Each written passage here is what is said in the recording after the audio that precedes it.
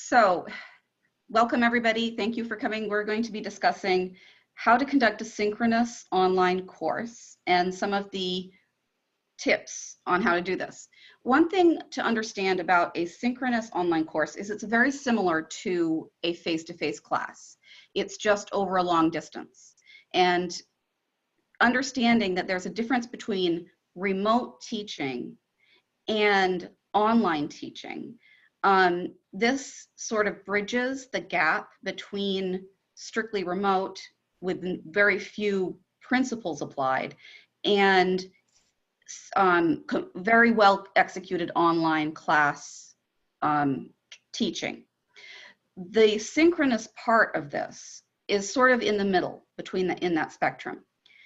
And because you're in a class, but you're on the computer in a class in real time with everybody speaking and everybody able to hear each other in real time, it's important that you have some rules of conduct and etiquette during your class, which is very similar to a face-to-face class. You would have rules of etiquette concerning you raising your hand, not speaking in front on top of another person.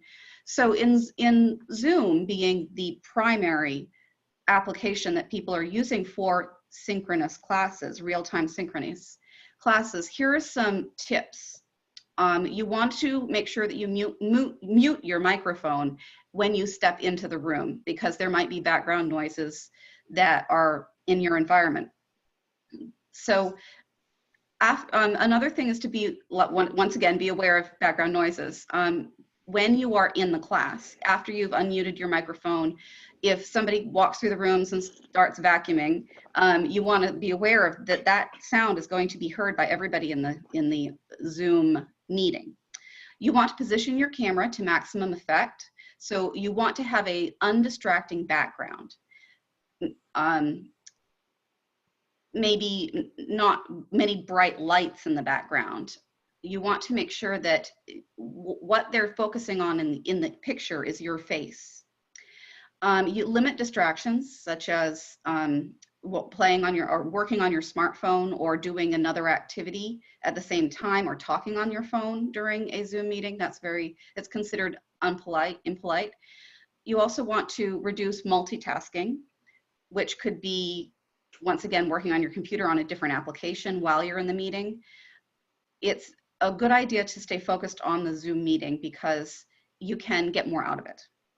And another thing is to be prepared with files that are ready to go, or links or videos that you're going to present during the meeting. Have them already open on your computer in a different window. So those are some of the etiquette rules. One thing to know about Zoom is that you can use their breakout rooms. And the Zoom Help Center at support.zoom.us has a video instruction on how to use breakout rooms.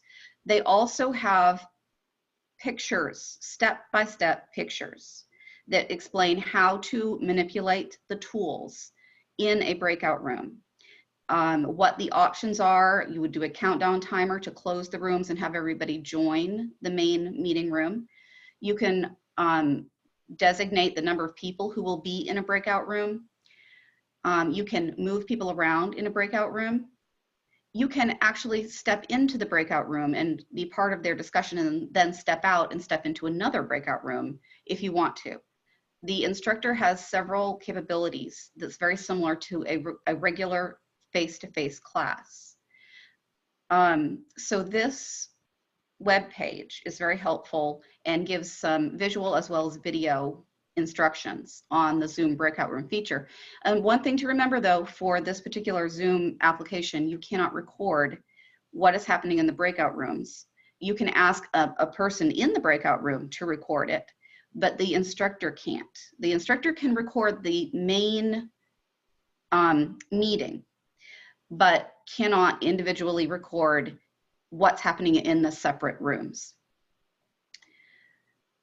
So one thing to be aware of is that I have a YouTube channel, College of St. Rose Online Learning Services YouTube channel, that has instructions on how to use breakout rooms in Zoom. This is the playlist Zoom tutorials. And there are two. There's how to use the Zoom breakout room, and there are how to download, how to control the breakout rooms as an instructor. Only instructors can find the breakout room option on their toolbar. The students, being members of the meeting and not hosts of the meeting, cannot see that icon on the toolbar.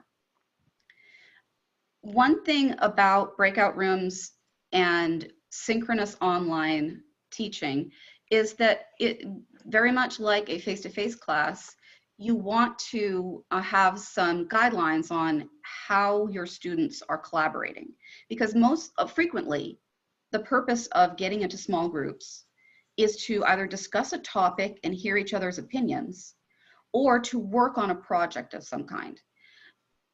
So collaborative learning follows the same principles that a face-to-face class would follow. You want to assign a collaborative project that's sufficiently challenging to warrant that collaboration.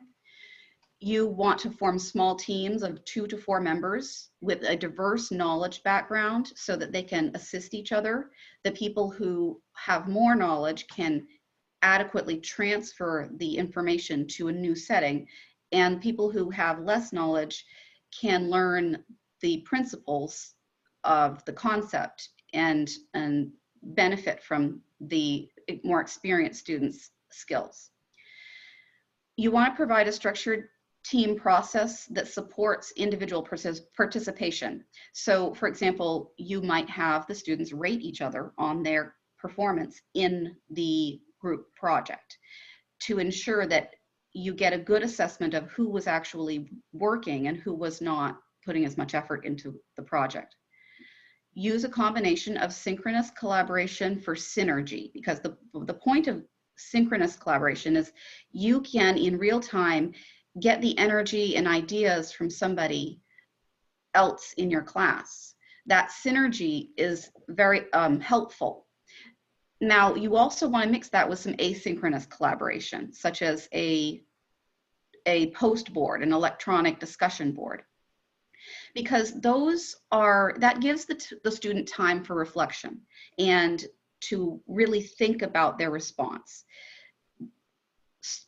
One benefit of online classes is that you get the synergy of discussing, and then you have time to really think about it and think about how it applies to your situation.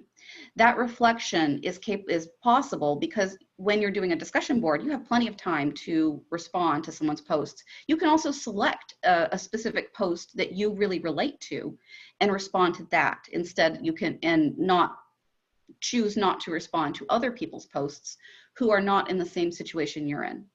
So you can pick and choose who you are responding to. You need to provide a structured assignments that minimize. You want to ensure that your assignments follow a similar pattern, because extraneous cognitive load is the concept of having to learn something new each time just to do the project.